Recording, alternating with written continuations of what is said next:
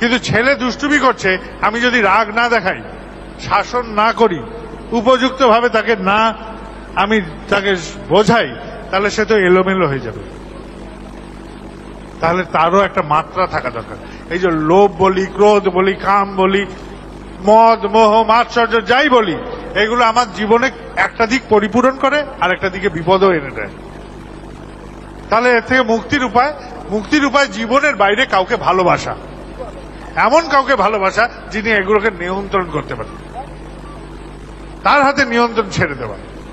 মহাভারতের যুদ্ধে আছে যে অর্জুন বসে আছেন, গান্ডীব নিয়ে যুদ্ধ করছেন, আর কৃষ্ণ সারথী, তার হাতে রথের গুরু দায়িত্ব ছেড়ে দিয়েছে আর যুদ্ধ করছে সে। কিন্তু এই অর্জুনের কি অবস্থা হয়েছে মহাভারতে দেখা যায় যে কুরুক্ষেত্রের যুদ্ধে এসে অর্জুনের হাত থেকে ধনুক বাণ পড়ে গেছে, অস্ত্র পড়ে গেছে। সে বলছে আমি যুদ্ধ করব না, সে বলছে আমি এই কুরুক্ষেত্র ছেড়ে পালাম। কৃষ্ণ ভগবান তখন তাকে উদ্দীপ্ত করেন।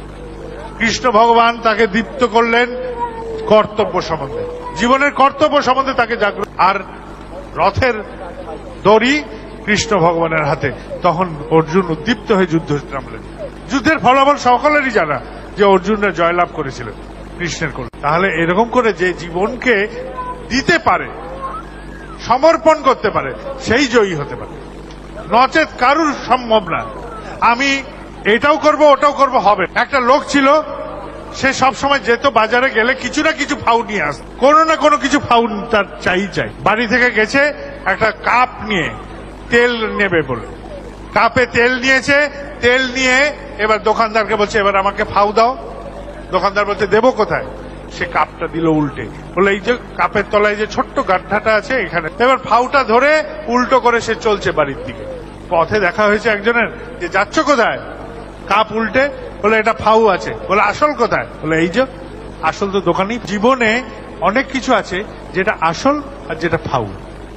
ফাউ নিয়ে যে মজে যায় তার জীবন কিন্তু কখনো স্থির হয় না, কখনো স্থির হবে না, অস্থির হয়ে চলবে। সবসময় ভয়, সবসময় আতঙ্ক, এই চাকরি যাবে, 6 মাস পরে আমাদের চাকরি যাবে। আমার পরীক্ষা দিচ্ছি, হচ্ছে না। কেন হচ্ছে না? সহজ উপায়, পরীক্ষা দেবো যে আমি ফেল করবই, বারবার ফেল করবে। সে বেটা ফেল করবেই, কেননা সে তো পেছন ঘুরে সামনে চলার কথা, সামনে চোখ সামনে রাখা উচিত। যেটা আমার ফেল হয়েছি সেখান থেকে অভিজ্ঞতা সঞ্চয় করে মনকে দীপ্ত করে তোলা, যে আমি পারবোই পারবো, এইভাবে জাগ্রত করা মনকে, তবেই সে পারবে। পারগতায় নিজের মনকে আগে জাগাতে হবে, তাহলে সে পারবে। মন যুক্ত হলো না পারগতায়, আমি খালি বই পড়ে যাচ্ছি, আবার পরীক্ষা দেবো, আবার